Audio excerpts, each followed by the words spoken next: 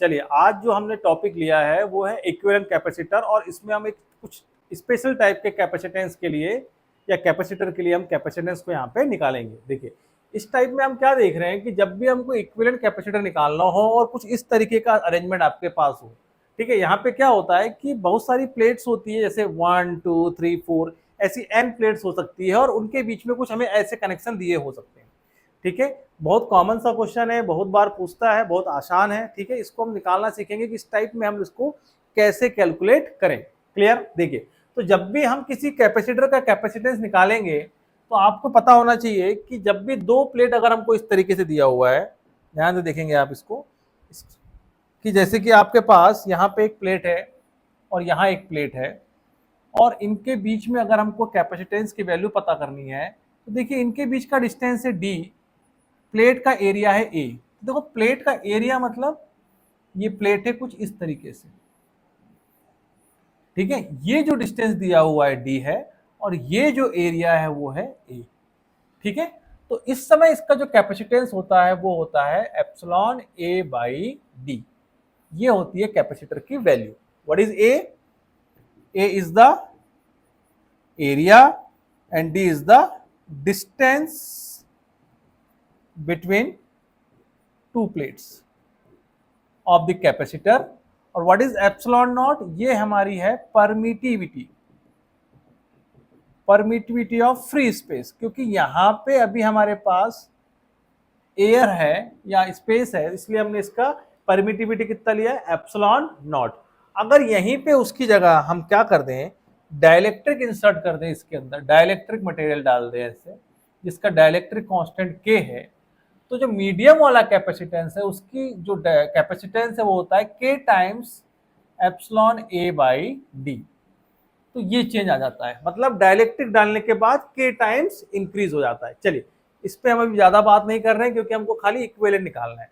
तो आप देखिए ये जो फिगर है इसमें हमने क्या किया है, इसमें हमने जो डिस्टेंस लिया है, देखिए यहाँ पे ये सबके लिए कैसा है, ये डी है, सबके लिए डिस्टेंस कैसा है, डी है, और सारी एरिया का प्लेट का जो एरिया है, सारी प्लेट का एरिया है वो ए।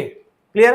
और सबके बीच में यहाँ पे क्या है, एयर है, इसलिए सबके बीच में हम एप्सिलॉन नॉट ही लेंगे। सबके लिए मीडियम की जो परमिटिविटी है वो एप्सिलॉन नॉट है।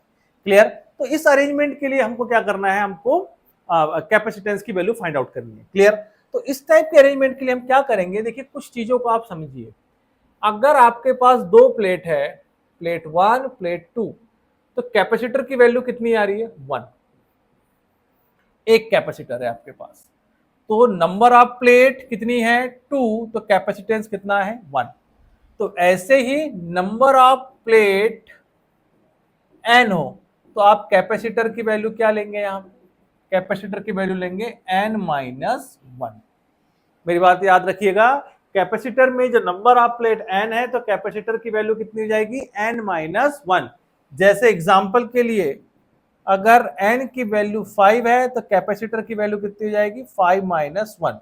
कैपेसिटर नंबर ऑफ कैपेसिटर है ना, कैपेसिटर मतलब जब भी बोल रहा हूं या नंबर ऑफ कैपेसिटर का मतलब है, तो नंबर ऑफ कैपेसिटर कितने बनेंगे, 5 माइनस 1 4। तो 5 प्लेट 4 कैपेसिटर बनेंगे, ये चीज हमको ध्यान रखनी है। ठीक है, अब देखिए हमारा जो फिगर था यहाँ पे, हमारा फिगर कुछ इस तरीके से था। देखिए हमारे पास कुछ ऐसी 4 प्लेट थी, ठीक है, एक कनेक्शन हमारे पास कुछ इस तरीके से था और एक कनेक्शन हमारे पास कुछ इस तरीके से था। तो ये हो गया ए और ये हो गया बी। अब आप देखिए यहाँ पे सबसे पहले हमको क्या करना है, सबसे पहले हमको प्लेट्स गिननी है, प्लेट्स काउंट करनी है। तो जब हमने प्लेट काउंट किया तो हमने देखा 1 2 3 4, एन की वैल्यू कितनी आ गई, 4।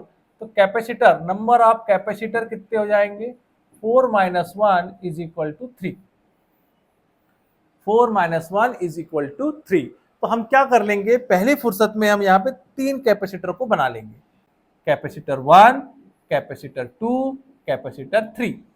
3 कैपेसिटर को हमने यहाँ बना लिया। चलिए हम दूसरे इससे ले रहे हैं, इससे दिख नहीं रहा है एक्चुअली में, दूसरा हम ले लेते हैं यहाँ पे। चलिए तो कैपेसिटर 1, कैपेसिटर 2, कैपेसिटर 3, ठीक है, ये आ गई कैपेसिटर की वैल्यू। अच्छा अब देखिए यहाँ पे हमको क्या करना है, सबसे पहले जब ये हमारे कैपेसिटर बन गए तो हमको सारी प्लेट्स को मार्किंग करना है। और याद रखें मार्किंग अंदर की साइड करेंगे, 1 2 3 4 5 6। देखिए मैंने मार्किंग बाहर नहीं किया है, प्लेट के अंदर की साइड ही मार्किंग हुई है। तो यहां भी एज इट इज आप कर लीजिए 1 2 3 4 5 6, 3 कैपेसिटर हो गए हमारे पास। अब देखिए यहां पे आप एक चीज समझिए कि अगर अब मुझे इसको सॉल्व करना है तो एक बात समझिए, देखो 2 और 3 आपस में कनेक्टेड है, तो 2 और 3 एक ही प्लेट है, आपस में कनेक्टेड है यहाँ पे। क्लियर? 4 एंड 5 तो हमेशा इनसाइड प्लेट्स क्या रहेगी, आपस में कनेक्टेड है। क्लियर? अब देखो 1 2 3 4 5 हो गया। अब देखिए 1 और 4 5, 1 4 5 ए से कनेक्टेड है, तो देखिए ये रहा ए 1, फिर किससे कनेक्टेड है वो 4 5 से, तो देखिए यहां पे आ गया ए। क्लियर है? तो यहां अगर ए है तो ये भी ए हो गया, ये भी ए हो गया। इसको हम डायरेक्टली भी कर सकते हैं, पहले हम लेकिन डायग्राम बना रहे हैं, इसके बाद में डायरेक्टली कैसे लिखेंगे समझाऊंगा। ठीक है, तो ये हो गया ए। क्लियर है? अब देखिए यहाँ पे 4 एंड 5, 4 एंड 5 किससे कनेक्टेड है, 4 एंड 5 हमारा हो गया ए से कनेक्टेड। 2 और 3 किससे कनेक्टेड, 6 से। देखिए 2 3 और 6, तो 2 3 और 6 किससे कनेक्टेड है, बी से। तो ये पॉइंट है बी, तो ये पॉइंट है बी और ये पॉइंट भी बी। क्लियर? तो इसका हमारे पास ये इक्विवेलेंट सर्किट डायग्राम आ गया है। क्लियर? अब देखिए अब इसको सॉल्व करने के लिए हम क्या करें, पॉइंट मेथड रख लें। तो पॉइंट मेथड में हमने क्या किया, ए लिखा बी लिखा। अब देखिए ए से बी के बीच में कितने कैपेसिटर है, एक। ए से बी के बीच में एक कैपेसिटर, यहां से काउंट करेंगे, क्रॉस करेंगे ताकि दोबारा ना काउंट कर ले, यहां ड्रॉ कर देंगे। इसकी वैल्यू यहाँ पे सी है, तो यहां भी इसकी वैल्यू कितनी है, सी है। देखिए ए से बी के बीच में दूसरा कैपेसिटर है। अच्छा ये पाथ देखो आपको अलग दिख रहा है, ए से बी एक कैपेसिटर, मसला खत्म। ए से बी दूसरा कैपेसिटर और ये अलग ब्रांच है। ठीक है, तो अलग ब्रांच है तो इसको अलग से बनाएंगे, ए और बी। ठीक है, अब ए से बी ये फिर से अलग ब्रांच है और वैल्यू कितनी है, ए से बी के बीच में सी ही है, तो सी और सी। आप देखेंगे तीनों कैसे आ गए, सी सी सी पैरेलल है, तो सी इक्विवेलेंट कितना हो जाएगा, 3 टाइम्स सी। क्लियर? ये हमारे पास इस कैपेसिटर के कनेक्शन का एक इक्विवेलेंट कैपेसिटर आ गया है। जैसे कि आपको मैं थोड़ा रिवाइज करा दूं कि जब भी कैपेसिटर पैरेलल में हो, C1 C2 ये क्या है A और ये क्या है B, तो C इक्विवेलेंट कितना होता है, C1 प्लस C2। और जब ये कैसे हो, सीरीज में, C1 और C2 ये सीरीज डायग्राम, तो C इक्विवेलेंट को हम इसे निकालेंगे 1/C1 प्लस 1/C2। अगर दो ही कैपेसिटर है तो कितना हो जाएगा, C1 C2 divide by C1 plus C2। तो ये हमारे पास इसका सीरीज और पैरेलल के लिए इक्वेशन था, और इसी के एज इट इज हमने इस डायग्राम को कहे इसके इक्विवेलेंट डायग्राम में चेंज किया और सिंप्लीफाई करके हमने इसका आंसर निकाल लिया। चलिए एक और क्वेश्चन देखते हैं। यहाँ पे देखिए सपोज कुछ इस तरीका का हो आपके पास, कुछ डायग्राम ऐसे हो। ठीक है, अब अगर मान लीजिए ये कुछ ऐसे है, ठीक है, और ये है आपका A और ये है आपका B। क्लियर?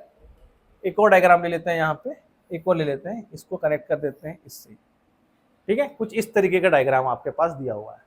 अगेन मैं आपको क्या बता रहा हूं, देखिए कि आप सबसे पहले क्या करेंगे, प्लेट्स को काउंट करेंगे, 1 2 3 4 5। n इजिकल टू कितना आ गया, 5, तो C नंबर ऑफ C कितने हो जाएंगे, 5 माइनस 1 4। 4 कैपेसिटर हमारे पास होंगे। क्लियर है? तो 4 कैपेसिटर हम क्या कर लें, यहाँ पे ड्रॉ कर लें। देखिए 4 कैपेसिटर, 1 2 3 और ये 4। ठीक है, 4 कैपेसिटर हमने बना लिया। अच्छा इस डायग्राम को थोड़ा छोटा कर लेते हैं ताकि हमको, ठीक है, अब थोड़ा स्पेस मिल जाएगा इसके लिए हमको। यहाँ पे इसको यहाँ ड्रॉ करते हैं वापस से। कितने कैपेसिटर है, 4, 1 2 3 4। ठीक है, उसके बाद क्या बोला था हमें, नंबरिंग करना है। नंबरिंग कहाँ करना है, अंदर की साइड, 1 2 3 4 5 6 7 8।